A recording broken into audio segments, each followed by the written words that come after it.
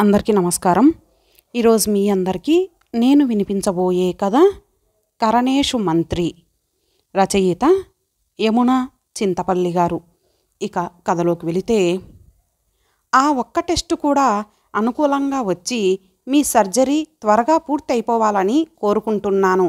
అంతా బాగా జరగాలని మొక్కుకున్నాను కూడా అంది ఊర్మిళ నా నుదుటి మీద ముద్దు పెట్టుకుంటూ. తన ఆ చర్య అర్థం కాని ఆల్జిబ్రా లెక్కలాగా ఉంది నాకు. నిజంగా నా మంచే కోరుకొని ఉంటే ఉన్నట్లుండి తన నిర్ణయం ఎందుకు మార్చుకుంది? నన్ను వేధిస్తున్న ప్రశ్న, జవాబు దొరకని ప్రశ్న. లోతుగా తన కళ్ళల్లోకి చూశాను. స్ఫటికమంత స్వచ్ఛంగా ఉన్న ఆ కళ్ళల్లో నా మీద ప్రేమే కనబడింది. తట్టుకోలేనట్లు కళ్ళు మూసుకున్నాను. మాది పెద్దలు చేసిన పెళ్ళి. మా ఇరు కుటుంబాల గురించి బాగా తెలిసిన వారు మధ్యవర్తులుగా వ్యవహరించి మాకు పెళ్లి చూపులు ఏర్పాటు చేశారు. పెద్దల సమక్షంలో పెళ్లి చూపుల కార్యక్రమం ఆరంభమైంది. పరిచయాలు పలకరింపులతో అరగంట గడిచిపోయింది. ఊర్మిళ, పైకి తీసుకెళ్ళి మన పూల మొక్కలు చూపించు అన్నారు ఊర్మిళ నాన్నగారు.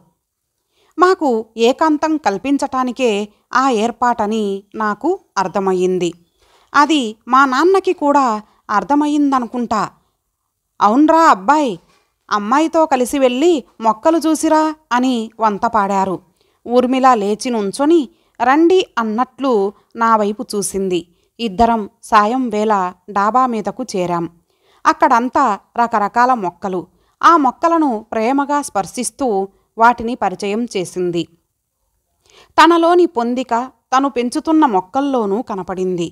తనకు మొక్కలంటే ప్రీతని అర్థమయ్యింది. ఊర్మిళ సున్నితంగా వాటిని డీల్ చేసే విధానం ముచ్చటగా ఉంది. తనలో కృత్రిమత్వము, బెరుకు ఏమాత్రం కనబడలేదు. అది నన్ను ఆకర్షించింది. తర్వాత మా చదువులు, ఉద్యోగాల గురించి మాట్లాడుకున్నాం. మా మధ్య జారిపోతున్న క్షణాలు, జరుగుతున్న మాటలు సాగిపోతున్న నీలిమబ్బులలాగా ఆహ్లాదాన్ని నింపుతున్నాయి. ఎందుకో మా నడుమ ఓ ఆత్మీయ బంధం ఆ క్షణాన ఏర్పడ్డట్లు అనిపించింది. పెళ్లి తర్వాత కూడా మీ ఉద్యోగం, కెరియర్లో ఎదగటానికి నా పూర్తి సహకారం ఉంటుంది. నా మనసులోని ఇష్టాన్ని ఇండైరెక్ట్గా వ్యక్తపరుస్తూ అన్నాను. నాకు కుటుంబము, బాంధవ్యాలు ముఖ్యం. పెళ్లి తర్వాత ఒకవేళ ఉద్యోగమా, కుటుంబమా అనే పరిస్థితి ఏర్పడితే నేను రెండో దానికే ఓటు వేసి మొదటిది వదులుకుంటాను. అందుకు మీరు సిద్ధమేనా అంది చెక్కు చెదరని చిరునవ్వుతో ఛాలెంజ్ చేస్తున్నట్లు. మాకు మా ఉద్యోగం, కెరియర్ ముఖ్యం. ఆ తర్వాతే ఏ బంధాలైనా అన్నట్లున్న నేటి పరిస్థితుల్లో ఆమె అలా అనటం నాకు విస్మయం కలిగించింది. కాకపోతే తనకు నేను నచ్చబట్టే కదూ పెళ్లి తర్వాత అని మాట్లాడుతోంది అన్న ఆనందం మటుకు మనసును చుట్టేసింది. ఏ నిర్ణయమైనా అది పూర్తిగా మీ ఇష్టం. చేతిలో ఉన్న వజ్రం చేయి జారకూడదన్నట్లు ఆతృతగా చెప్పాను. గమ్మత్తుగా నవ్వింది. ఇంకేమి మాట్లాడితే ఏమో అన్నట్లు మౌనం వహించాను. 5 నిమిషాల తర్వాత, మీ అమ్మా నాన్నగారు మనతో కలిసే ఉండాలి. వాళ్ళని మనకి అడ్డుగా అనుకోకూడదు అంది మా మధ్య నిశ్శబ్దాన్ని బ్రేక్ చేస్తూ. నా వినికిడి మీద నాకే ఎందుకో డౌట్ వచ్చింది. కొంగుముడి పడిన మరుక్షణం తల్లిదండ్రుల నుండి విడివడి వేరు కాపురం అంటున్న ఈ రోజుల్లో తను ఇలా మాట్లాడటం నమ్మలేకపోయాను. వాట్ అన్నాను నా షాక్ని ఏమాత్రం దాచుకోకుండా. కొడుకు పెళ్ళంటే కోడలు రావటం, కొడుకు దూరమవ్వటం కాదు కదా అంది నా వైపు సూటిగా చూస్తూ. నేడు నేను వింటున్న వాటికి ఆమె వినిపించిన దానికి సంబంధమే లేకుండా ఉంది. నాకు ఎలా రియాక్ట్ అవ్వాలో తెలియటం లేదు. అసలు నన్ను ఇంప్రెస్ చేయటానికి ఓవర్ యాక్షన్ చేస్తోందా అనే అనుమానం కూడా కలుగుతోంది. పెళ్ళంటే కేవలం 2 వ్యక్తుల మధ్య బంధం ఏర్పడటం మాత్రమే కాక 2 కుటుంబాల మధ్య సంబంధాలు అల్లుకోవటం కూడా అన్నట్లు నా తల్లిదండ్రులకి కూడా మన ఇంటికి వచ్చిపోవటానికి అదే స్వేచ్ఛ అప్లై అవుతుంది అంది అక్కడ నేల మీదకు జారిన తమలపాకు తీగను తన సుతిమెత్తని వేళ్లతో తీసి పోల్కి చుడుతూ. నా అనుమానాలు, ఆలోచనలు దాచిపెట్టుకుంటూ మళ్ళీ టచ్లోకి వద్దాం అని ముగించాను. ఇంటికి వచ్చిన తర్వాత జరిగింది చెప్పాను. అంతా విన్న అమ్మా నాన్న అలాంటి బంగారు తల్లిని వదులుకోకూడదు అని కంకణం కట్టుకున్నారు. దాంతో మా పెళ్ళి నిర్విఘ్నంగా జరిగిపోయింది. 3 సంవత్సరాలు 3 క్షణాలుగా గడిచిపోయాయి. ఆనందంలో మునిగి ఉన్న మనిషికి కాలం అలాగే గడుస్తుందేమో. ఊర్మిళలో ఉద్యోగస్తురాలిని సంపాదిస్తున్నాను అనే అహంభావం కానీ, అది అలుసుగా చూపి అమ్మా నాన్నల చేత అడ్డమైన చాకిరీ చేయించుకునే మనస్తత్వం కానీ నేను చూడలేదు. తను అమ్మా నాన్నల పట్ల చూపించే ప్రేమాభిమానాలు నన్ను అబ్బురపరిచాయి. ఇప్పుడు నాకన్నా తనే ఎక్కువైపోయింది. తన మీద వాళ్ళ ప్రేమ చూస్తుంటే ఒక్కోసారి అసూయతో నాకు ఒళ్ళు మండేది. మాకు కొడుకు పుట్టడం, నాన్న రిటైర్ అవ్వటం ఒకేసారి జరిగింది. అమ్మా నాన్న మనవడి ముద్దు మురిపాలతో ఆనందంగా గడుపుతున్నారు. మెటర్నిటీ లీవ్ అయిపోయి ఊర్మిళ తిరిగి ఉద్యోగంలో చేరే సమయం ఆసన్నమయ్యింది. పసివాడిని వదిలి వెళ్ళటానికి మనసు రావటం లేదు అంది నా గుండెల మీద తలవాల్చి దిగులుగా. నాకు వెంటనే ఉద్యోగమా కుటుంబమా అనే పరిస్థితి వస్తే ఉద్యోగం వదిలేస్తా అని పెళ్లిచూపల నాడు మా మధ్య జరిగిన మాటలలో తను చెప్పిన కండిషన్ గుర్తుకొచ్చింది. కొంపముంచి బంగారం లాంటి ఉద్యోగం వదిలివేస్తుందా పిల్లవాడి కోసం? నాలో ఓ క్షణం కలవరం. మొదట్లో అలాగే బెంగ ఉంటుంది, మెల్లగా అలవాటవుతుందిలే అన్నాను ప్రోత్సహిస్తున్నట్లుగా. తను మౌనమే సమాధానంగా ఇచ్చింది. ఏదైనా కానీ నేను మటుకు పెళ్లిచూపల నాడు తనకిచ్చిన మాట తప్పదలుచుకోలేదు. మనవడి పెంపకం గురించి అమ్మ ఇచ్చిన భరోసానో లేదా తనకు ఆర్జనపై ఉన్న మమకారమో ఉద్యోగం మటుకు మానలేదు ఊర్మిళ. అది చూసి ఏదో అప్పట్లో స్టైల్గా చెప్పింది కానీ ఈ రోజుల్లో ఉద్యోగం వదులుకునే వాళ్ళెవరు అనుకొని నాలో నేనే నవ్వుకున్నాను. కానీ తను నా అంచనాలను తారుమారు చేసింది. పరిగెడుతున్న 2 ఏండ్ల నా కొడుకు విక్కీని పట్టుకోబోయి కాలు జారి పడిపోయింది అమ్మ. నడుము ఫ్రాక్చర్ అయ్యింది. అమ్మ పనులు చేయటానికి మనిషిని పెట్టాం. నాన్న తోడు ఉన్నారు. అయినా ఇప్పుడు అత్తయ్య గారికి బాహ్యమైన సహాయంతో పాటు మానసిక తోడ్పాటు కావాలి. ఆవిడ పూర్తిగా నార్మల్ అయ్యేదాకా ఆఫీస్కి వెళ్ళను అని లాస్ ఆఫ్ పే మీద సెలవు పెట్టేసింది. చెదరని ప్రేమతో, చెక్కు చెదరని చిరునవ్వుతో అమ్మను దగ్గరుండి చూసుకుంది. నా ఉద్యోగంలో, ఇన్వెస్ట్మెంట్స్లో కూడా తను ఇచ్చే సూచనలు అబ్బురపరిచేవి. ఆఫీస్లో కూడా డెడికేటెడ్ వర్కర్, వర్క్హాలిక్ అని తనకు పేరు. కరణేషు మంత్రి అన్నట్లు ప్రతి విషయంలోనూ తన సలహాలతో ప్రత్యేకత చాటుకునేది. ఆనందంగా సజావుగా సాగిపోతున్న మా కుటుంబంలో అనారోగ్యపు పులి అకస్మాత్తుగా నాపై పంజా విసిరింది. నా 2 కిడ్నీలు చెడిపోయాయని డాక్టర్లు నిర్ధారించారు. టెంపరరీగా డయాలసిస్ మీద బతుకు పొడిగింపు జరుగుతోంది. కిడ్నీ ట్రాన్స్ప్లాంటేషన్ చేయక తప్పని పరిస్థితి. బయట వాళ్ళ నుండి కిడ్నీని పొందటం చాలా కష్టం. స్వచ్ఛందంగా ఎవరన్నా ముందుకు వచ్చినా అనుమానించే పరిస్థితులు నెలకొని ఉన్నాయి. పైగా ఆర్డర్ ప్రకారం వెళ్ళాలి. అక్రమాల కిడ్నీ అమ్మకం ఓ రాకెట్ స్థాయిలో నడుస్తోందని తెలుసుగా. అందుకే కష్టంగా ఉంది. లక్ ఉంటే తొందరగానే దొరకచ్చు అని ఉన్న పరిస్థితిని వివరించాడు డాక్టర్. కిడ్నీ కోసం ప్రయత్నాలు మొదలయ్యాయి. అది అంత సులభం కాదని అర్థమైన కొద్దీ ఆందోళన పెరిగిపోతోంది. కిడ్నీ మార్పిడి అవసరం పెరిగిపోతోందని నాలో క్షీణిస్తున్న శక్తి చెబుతోంది.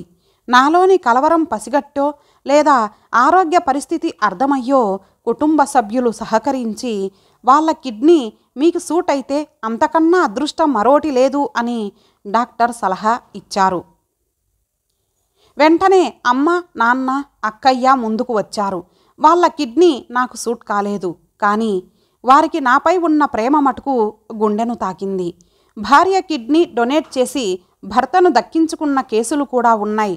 ఓసారి మీ భార్యకి కూడా పరీక్షలు జరిపితే బాగుంటుందేమో అన్న డాక్టర్ మాట పూర్తి కాకముందే, అరే ఇన్నాళ్ళు ఈ విషయం నాకు తట్టనే లేదు, ఒకవేళ నేను ఇవ్వగలిగితే అంతకన్నా అదృష్టం ఏముంది అంది ఊర్మిళ.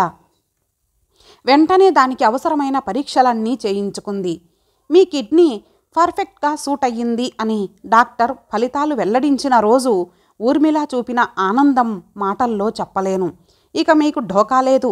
ఈ విధంగా కూడా మన ఆలుమగల అనుబంధం బలమైనదని రుజువవుతోంది అని చిన్నపిల్లలా సంబరపడిపోయింది. నాకు, నా కుటుంబ సభ్యులకు కూడా ఓ రిలీఫ్ వచ్చింది. చాలా రోజుల తర్వాత ఇంట్లో కాస్త సంతోషకరమైన వాతావరణం నెలకొంది. డాడీ, నువ్వు మళ్ళీ నాతో క్రికెట్ ఆడతావటగా, కథలు చెబుతావటగా అమ్మ చెప్పింది అన్నాడు 5 ఏండ్ల మా గారాల పట్టి విక్కీ నా మెడ చుట్టూ చేతులు వేసి. బహుశా అమ్మ, డాడీ నాతో ఎందుకు ఆడటం లేదు, కథలు చెప్పటం లేదు అని విక్కీ అడిగిన తెలిసి తెలియని ప్రశ్నలకు ఊర్మిళ వాడిని ఊరించి చెప్పి ఉంటుంది. అవును కన్నా, ఎప్పటిలాగే నేను ఆడతాను. అమ్మ నీకు హోంవర్క్ చేయిస్తుంది అన్నాను దగ్గరగా పొదివి పట్టుకుంటూ. మా హాస్పిటల్ విజిట్స్, ఆఫీస్ ఒత్తిళ్లతో ఈ మధ్య మేము వాడితో గడిపే టైంకు గండిపడింది. ఈ 5-6 నెలలుగా వాడిని పట్టించుకోవటం కాస్త తగ్గింది. ఊర్మిళకి నాకు సర్జరీ ఎప్పుడు చేయాలి, మంచి రోజు ఎప్పుడు, తర్వాత రికవరీకి ఎంత టైం పడుతుంది, ఇంటి మేనేజ్మెంట్, ముఖ్యంగా విక్కీని ఎలా మేనేజ్ చేయాలి అనే చర్చలు మొదలయ్యాయి. అంతలోనే డాక్టర్, నా కిడ్నీ సూట్ అయినందుకు సంతోషమే, కానీ ఇంకేదన్నా కిడ్నీ దొరుకుతుందేమో ప్రయత్నిద్దామా అని ఊర్మిళ అడగటం మా అందరినీ విభ్రమానికి గురిచేసింది. అలాగే ప్రయత్నిద్దాం అని ముక్తసరిగా అన్న డాక్టర్ మొహంలో కూడా నాకు షాక్ కనపడింది. మళ్ళీ కిడ్నీ కోసం ప్రయత్నాలు ప్రారంభమయ్యాయి. అసలు ఉన్నట్లుండి తను ఎందుకు అలా నిర్ణయం మార్చుకుందో అర్థం కాలేదు. తనకు ఏమవుతుందో అనే ప్రాణభయమా, పోనీ అదే మనసు విప్పి చెప్పవచ్చు కదా, తను నా అర్ధాంగి, తనకు ఆ చనువు ఉంది, అసలు నేను లేని లోకమే తనకు వద్దందిగా. విక్కీ పుట్టినప్పుడు తన అన్న మాటలు గబుక్కున నా మదిలో మెరిసి రొదపెట్టాయి. విక్కీ డెలివరీ అప్పుడు తనకు చాలా కష్టమయ్యింది, చచ్చి బతికినట్లయింది. నువ్వు లేని లోకాన్ని ఊహలో కూడా భరించలేను అన్నాను తన తల మీద చెయ్యి వేసి ఆప్యాయంగా. మీరు ఊహదాకా అన్నా వెళ్ళారు, నేను మటుకు మరుక్షణమే ఊపిరి వదిలేస్తాను అంది నా చెయ్యి గట్టిగా పట్టుకొని.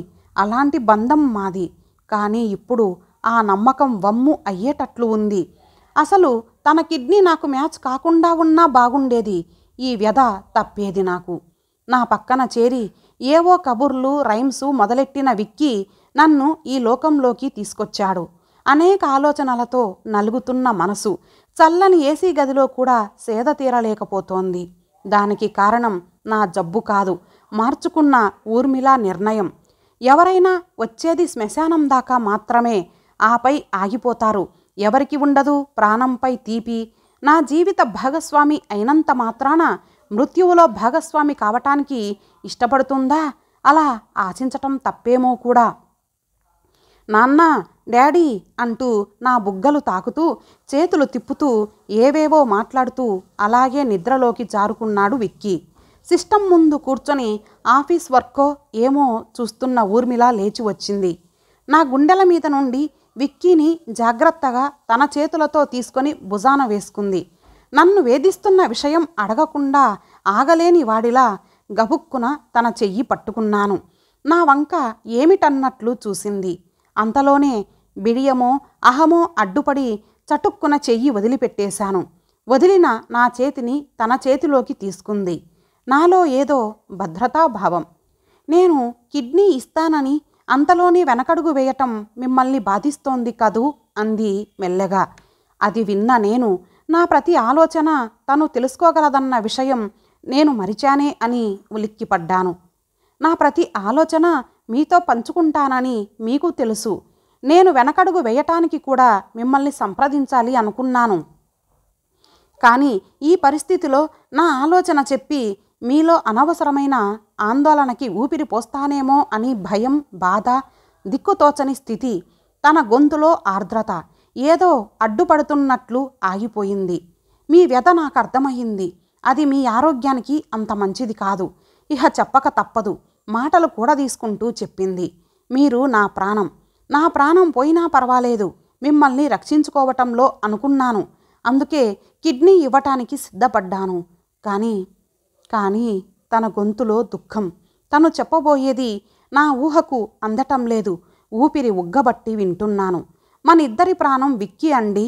ఒకవేళ నా కిడ్నీ ఇవ్వటంలో మీరు పుచ్చుకోవటంలో ఏదైనా తేడా వచ్చి ఇద్దరికీ ప్రమాదం వాటిల్లితే విక్కీ ఏమైపోతాడో అనే ఆలోచన ఉన్నట్లుండి నన్ను వేధించింది. పసివాడు ఒక వయసు దాకా అమ్మో నాన్నో ఒక్కరన్నా వాడికి అవసరం అనిపించింది.